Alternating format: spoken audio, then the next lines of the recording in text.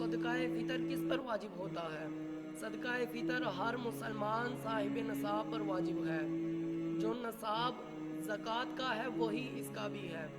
فرق دونوں میں یہ ہے کہ زکوٰۃ واجب ہونے کے لیے تو چاندی یا سونا یا مال تجارت ہونا اور اس پر 1 سال گزرنا شرط ہے، اور صدقہ فطر واجب ہونے کے لیے ان باتوں کی ضرورت نہیں، بلکہ اس کے واجب ہونے کے لیے اتنا ہی کافی ہے کہ ضروری سامان کے علاوہ کسی کے پاس اتنا مال و اسباب ہو جس پر زکوٰۃ واجب ہوتی ہے تو اس پر صدقہ فطر واجب ہے، اور اس پر سال گزرنا شرط نہیں ہے۔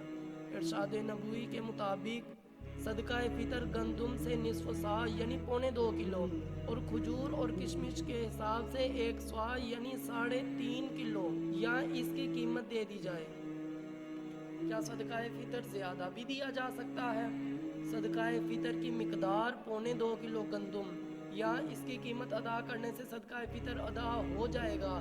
اگر کوئی شخص اس سے زائد دے تو اس سے زائد کا ثواب علیحدہ ملے گا۔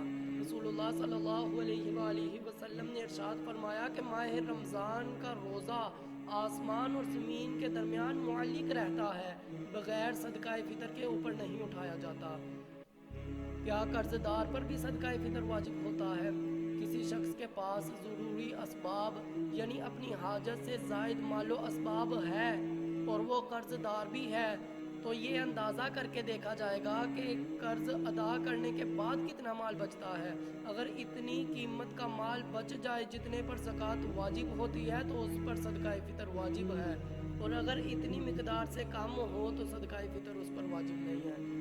روزوں میں جو کمیاں کوتاہیاں رہ جائیں یہ صدقہ فطر اس لیے ادا کیا جاتا ہے اور اس نیت سے دیں اور دعا کرتے ہیں اللہ تعالیٰ جو ہماری کمیاں کوتاہیاں رہ گئی اپنے پیارے محبوب صلی اللہ علیہ وآلہ